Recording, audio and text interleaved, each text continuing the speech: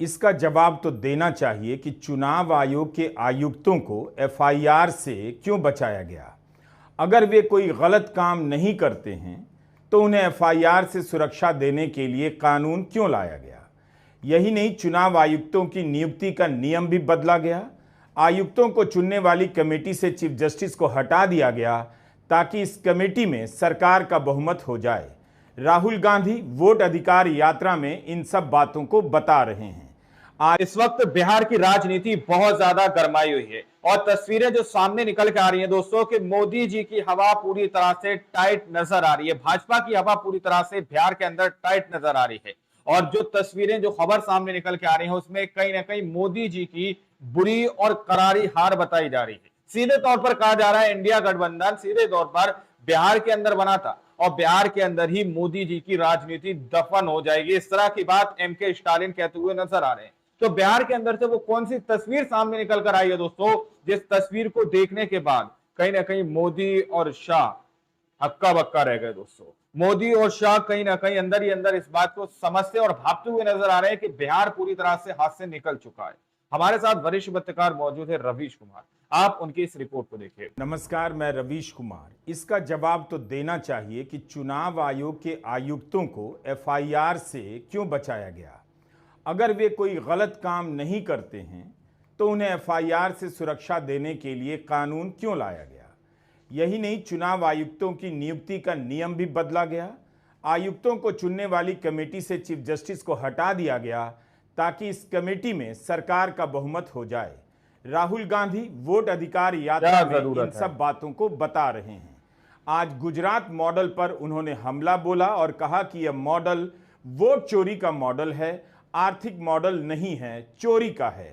Gujarat model आर्थिक model नहीं है, गुजरात मॉडल वोट चोरी करने का मॉडल है।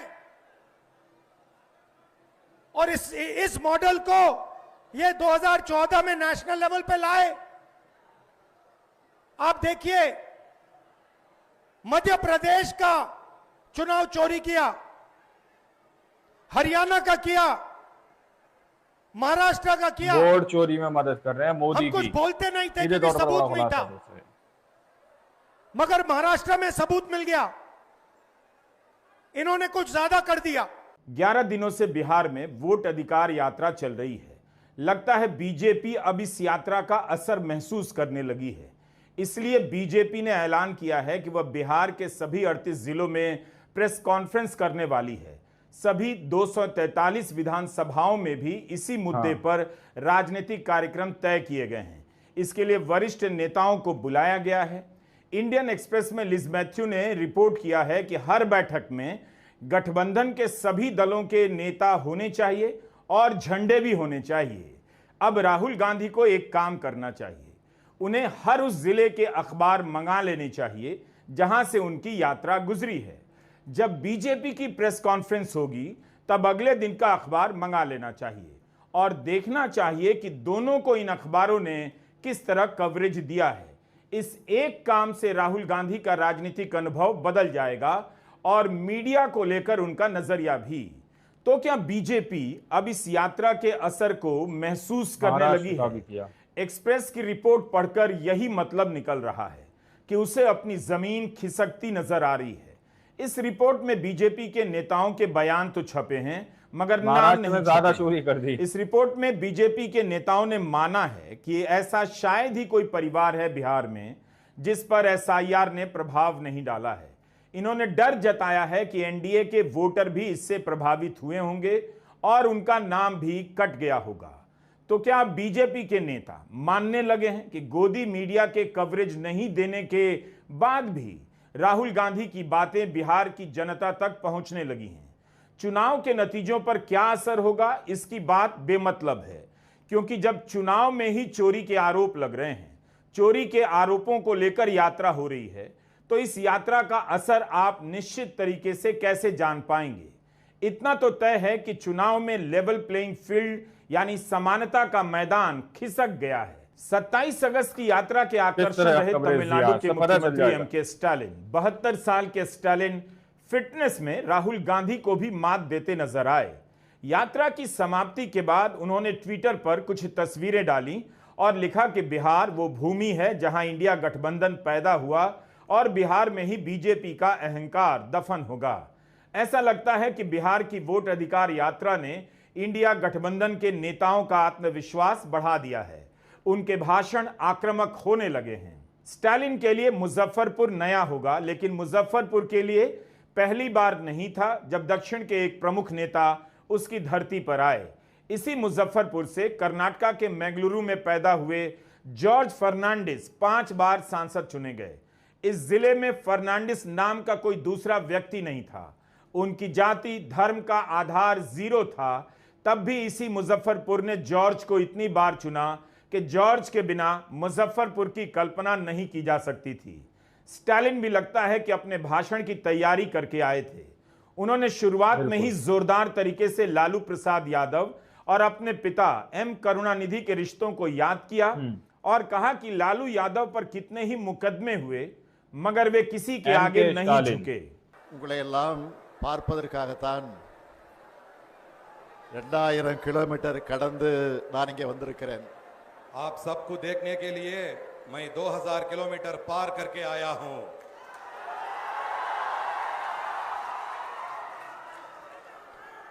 சமூக நீதி மதச்சார்பின்மை ஆகியவற்றோட அடையாளம் அவர்। सामाजिक न्याय और धर्मनिरपेक्षता यही लालू प्रसाद यादव जी की पहचान है। பீகார் என்றாலே மரியாதைக்குரிய லாலு பிரசாத் யாதவ் அவர்கள்தான் क्या जरूरत है? எல்லோருக்கும் நினைவுக்கு வருவார்। बिहार के नाम आते ही हमें माननीय लालू प्रसाद यादव जी याद आते हैं। தலைவர் கலைஞர் அவர்களும் லாலு அவர்களும் மிக நெருக்கமான நண்பர்களாக இருந்தார்கள்। हमारे नेता कलंजर करुणानिधि जी और लालू जी बहुत घनिष्ठ मित्र रहे। எத்தனையோ வழக்குகள் மிரட்டல்கள் வந்தாலும் பாஜகவுக்கு பயப்படாம அரசியல் செஞ்ச காரணத்தினால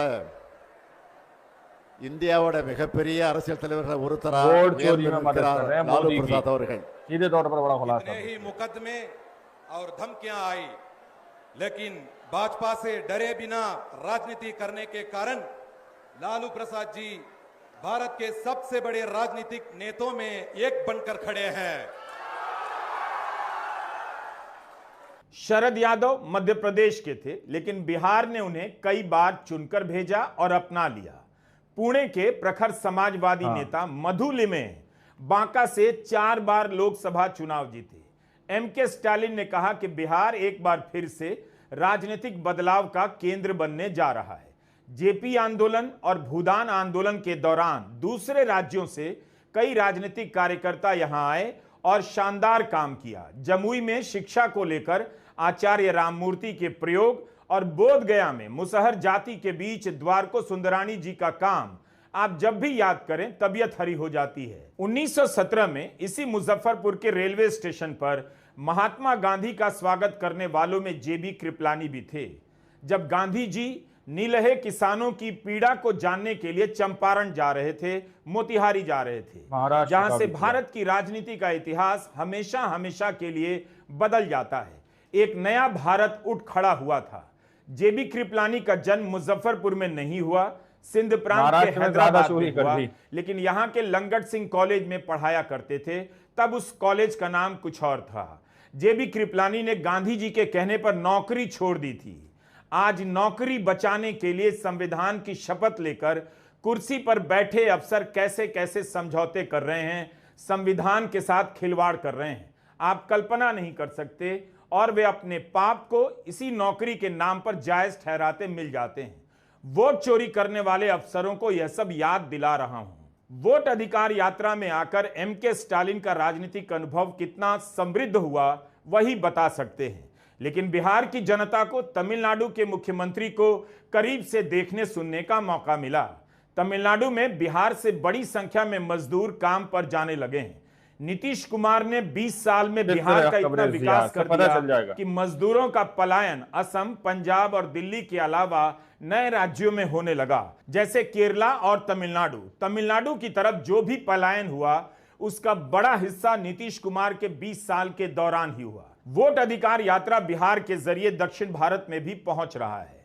अपनी सड़क यात्रा के दौरान राहुल गांधी एसआईआर के साथ साथ महाराष्ट्र और कर्नाटक में वोट चोरी का मुद्दा उठा रहे हैं।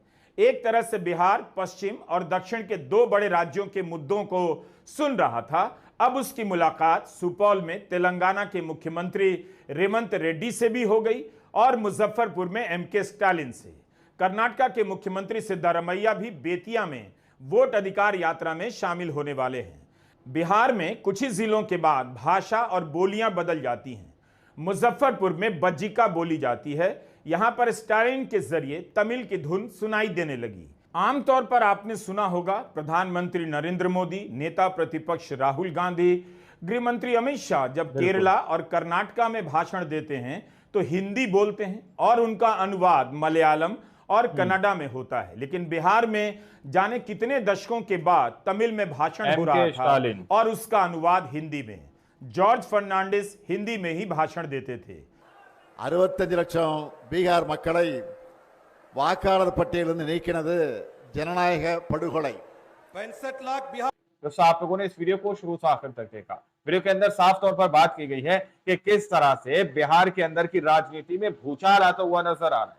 बिहार के अंदर एसआईआर कराना बीजेपी को, मोदी जी को, एनडीए को इतना भारी पड़ गया कि वहां से अब उनकी सरकार पूरी तरह से आउट होने जा रही है।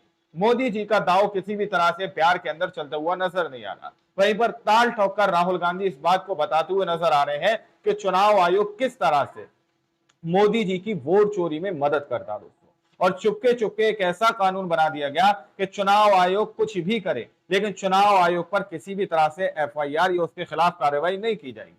अगर कोई चीज या फिर कोई सिस्टम अगर निष्पक्ष है दोस्तों तो उसके लिए इस तरह का कानून क्यों लाया गया, क्यों उसको इस तरह से पूरी तरह से सेफ किया जा रहा दोस्तों, आप लोग समझ सकते हैं। लेकिन राहुल गांधी ताल ठोककर इस बात को कहते हुए नजर आ रहे हैं कि हमारे पास पहले सबूत नहीं थे लेकिन अब हमारे पास वोट चोरी के सबूत हैं और अब हम इनकी राजनीति का एंड करने जा रहे हैं, इनकी चोरी का एंड करने जा रहे हैं दोस्तों। और इसकी शुरुआत बिहार के अंदर से होगी, ये बात कह दी गई है। बाकी आप लोग ने इस रिपोर्ट को देखा था, आप लोग इस रिपोर्ट के बारे में क्या सोचते हैं, क्या समझते हैं, अपनी राय कमेंट सेक्शन में जरूर दीजिएगा। मिलते अगली वीडियो में, जब तक के लिए जय हिंद, जय भारत।